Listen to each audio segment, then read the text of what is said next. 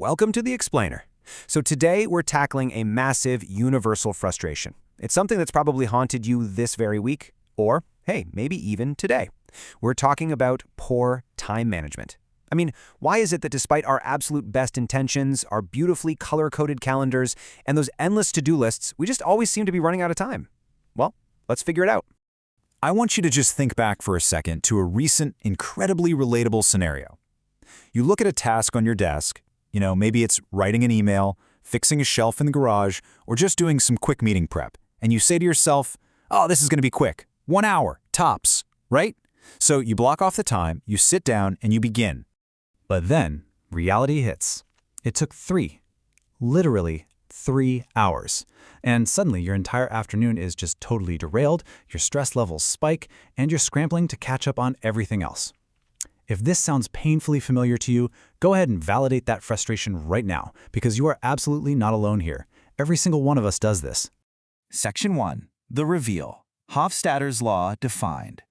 Okay, let's dive right into this, because this isn't just you being bad at reading a clock. It's actually a documented psychological truth. Hofstadters Law states, it always takes longer than you expect, even when you take into account Hofstadters Law. I mean, just think about that for a second. The sheer inescapable paradox of it is what makes it so fascinating. Even when you consciously know a project is going to take longer, and you explicitly factor that extra time in, it still takes longer. It brilliantly illustrates the inescapable nature of invisible complexity. Those hidden little things we just can't see until we're right in the thick of the task. Section 2. The Psychology, the Planning Fallacy. Look, if you constantly feel like you're falling behind, you aren't purposefully sabotaging your schedule. Your brain is just fundamentally wired for counterproductive optimism. It's called the planning fallacy, and it causes us to do 3 very specific things. First off, we focus only on the absolute best-case scenario. Second, we conveniently forget our past time overruns. And third, we just completely ignore unknown variables. We actually tell ourselves with total unearned confidence, sure, the last 3 times I did this, it took all afternoon, but hey, this time will be different. This time, there will be no interruptions, 0 tech issues, and I won't even need a coffee break.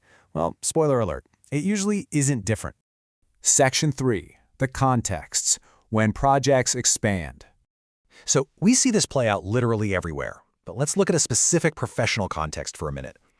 Think about the last product launch, internal presentation, or even just team meeting prep that you were in charge of organizing. Chances are, the reality of that project was kind of chaotic. It took much longer than estimated, it required far more revisions than anyone planned for, and it involved completely unexpected blockers. But here is the secret. Seeing these hidden realities isn't a reason to panic.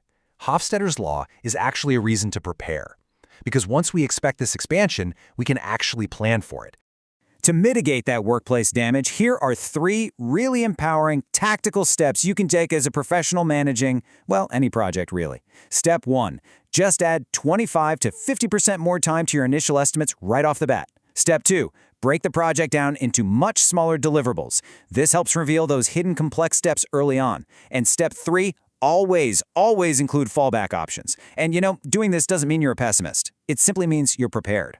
Section 4. The Contexts, the Weekend Study Plan. Now, for anyone in the academic world, or honestly anyone who has ever tried to rigorously upskill on a Saturday, you know the shared, profound pain of a study plan that completely falls apart by noon. We tend to assume we operate with this idealistic machine brain possessing infinite focus and unbroken execution, like we can just download information like a computer hard drive for 8 hours straight. But the reality of the human brain, it's vastly different. Actually, concepts just take longer to grasp than we expect. Fatigue naturally kicks in. Your notes suddenly require extra review time. And before you know it, that perfect 2-hour study block becomes 5 hours, or let's be real, it just stays unfinished. So the crucial point is that overcoming this time blindness really requires grounded, realistic awareness.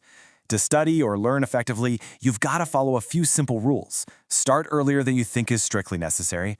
Purposefully overestimate your review and prep time. And most importantly, this is a big one. Track the time things actually take to complete, not the time you think they should take. Grounding yourself in reality is truly your best defense here. Section 5. The Shift, Planning with Margin. Okay, so we've looked at work and we've looked at studying. Now, let's bring it all home.